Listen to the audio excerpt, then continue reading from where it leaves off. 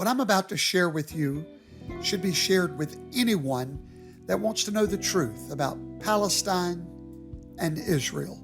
To do that, we need to go back to the 10th century before Jesus Christ was born, and we will find a group of people called the Philistines. The Philistines originally inhabited this land of Canaan, as it was known. The Philistines were defeated by King David, and the land of Canaan became the land of Israel, known as the Promised Land. King David conquered the Philistines. According to the laws of war, and for all of history, to the victor goes the spoils.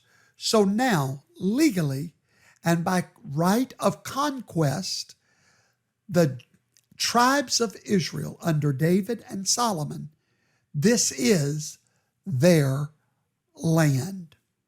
It was that way for a long, long time, actually until the year 70 AD.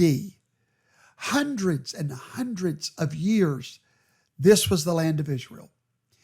70 AD, the Roman Empire traversed its way into the land known as Judea at this time and conquered Jerusalem.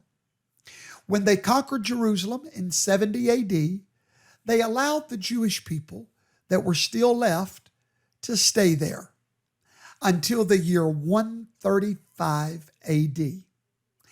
In 135 AD, the emperor by the name of Hadrian, Hadrian, had had enough of the revolts by the Jewish people. They would continuously stir up skirmishes, and Rome was tired of it. So in 135 AD, Hadrian expelled all the Jews. They had to go. When he expelled them, he wanted to send a message loud and clear to all the Jewish people. So therefore, the land of Judea, which was the home of the Israelite people, was renamed by Emperor Hadrian, and the name that was given to it was a slap in the face of the house of Israel. What did he name this land? He named it exactly what it was before Israel took it over: Philistines, except there was a slight changing in the spelling. It was known as Provincia Palestinia. That means the province of Palestinia. The city of Jerusalem completely changed the name. He wanted nothing left of Jerusalem or Israel. So now he changed the name of Jerusalem by just his own command and named it Aelia Capitolina, which is the capital. So now all the Jews are gone. The Jewish names are gone. The history seems to be eradicated forever. That lasted until Constantine invaded and started what's known as the Byzantine Empire. That happened shortly thereafter in 150 AD. This is when the Byzantine Empire, which was a Christian empire, ruled Jerusalem. And now, what did they do? They returned the name Jerusalem and Israel. So now it's no longer Provincia Palestinia or Capitolina. Once again, it is Jerusalem and Israel, thanks to Constantine. Now, whenever Constantine took over as the emperor, they built churches, all Christian churches. The only people that were living here at that time in Jerusalem was Christians, because Jews were forbidden to return. We know this because the Church of the Holy Sepulchre was built during the Byzantine Empire, and it remained that way until the 7th century. So until the 7th century, it's still Jerusalem and Israel. It had had a name change for a short period of time, Provincia Palestina. Okay? But now we're back to Jerusalem. Now only Christians could live there. However, that all changed in 638 AD. An army invaded Jerusalem, and that army was led by Umar al-Khattab. Umar was the father-in-law of the Prophet Muhammad of the Muslim religion. It was this man who led the Arab armies into Jerusalem, the Arab armies, and when he did, he took over Jerusalem. He kept the name, and then what he did was built the temple or the Dome of the Rock on the holy temple site that was in Jerusalem. Whenever the Arabs took over, they allowed 70 Jewish families to move back to their homeland. It was that way from 638 all the way to 1917. Yes, that entire space of time, it was Muslim territory, Arab territory, and the Muslim religion controlled the region once known as Israel and Jerusalem. Now, what happened in 1917? It is because of this long history that the Palestinians scream to this day that Israel took their homeland, talking about the Palestinians. But is that true? No, it's not.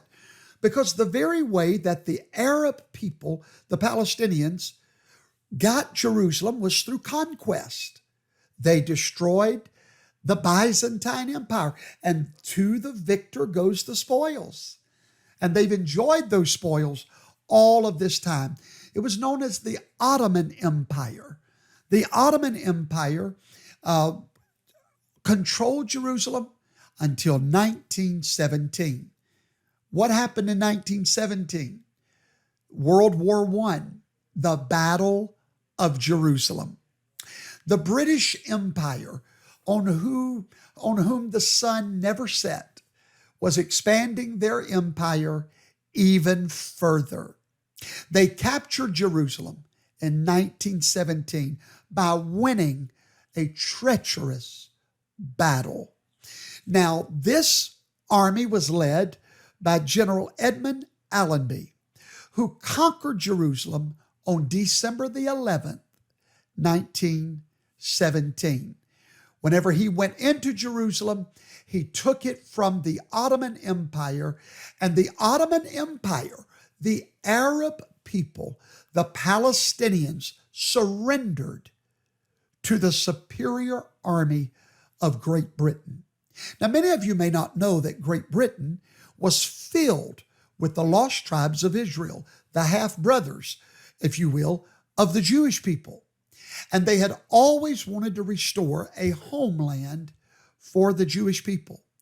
Great Britain, now in 1917, received this letter from the Palestinian leaders surrendering the city. And I'm going to read the letter to you.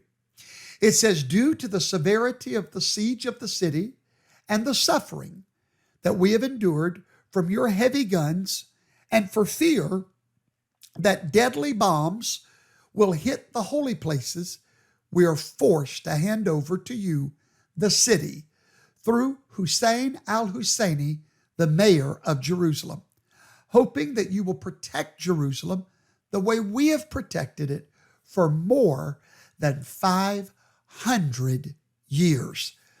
So yes, the Palestinian people are very connected to the land. The Ottoman Empire that brought them in was there for over 500 years. However, they were defeated. They surrendered. They gave Jerusalem and Israel away because the laws of war are clear. To the victor goes the spoils. In 1922, the United Nations, known as the League of Nations at that time, gave an international mandate to Great Britain to be a protector of the land of Israel and an administrator. And so they did. by establishing a homeland for the Jewish people. For some reason, the Palestinians mistake that as occupation. You cannot occupy what is yours. All of Israel, all of this Canaan land, was won fair and square in a war. And the United Nations signed off on it. And from that day, it became part of the British Empire. The British are free to do with it as they will. And they did. They patrolled the streets of Jerusalem for nearly 40 years, keeping Jerusalem safe. One day they tired of all of the skirmishes and having to keep up with the entire region. So in 1948, Great Britain released its control of this holy land and gave it to the Jewish people, as was their right. Now, that's not occupation. Israel has not occupied this land. The land is theirs, given to them by a British and an international mandate. Now, early in their existence, there was a war called the 6-Day War, where all the Arab countries, still angry, I'm sure, came up against Israel. And they could have defeated Israel, taken their land back, what they thought was their land, and the rest would be history. But alas, that didn't happen. No, they came up against Israel and were defeated, embarrassingly so, in the 6-Day War. They had to retreat. Then the Yom Kippur War, where again they surprise attacked Israel. They could have taken the land, but they were not able to. They were defeated by Israel. Now, Israel, in an attempt to keep peace with their Arab neighbors, began to make many concessions of land, the West Bank, Gaza, just to satisfy them, just to be at peace with them. In 2005, Israel completely withdrew from Gaza. It has not occupied Gaza in almost 20 years. That's the whole story. Israel is not occupying Palestinian land. They are ruling their land. Thank you for watching.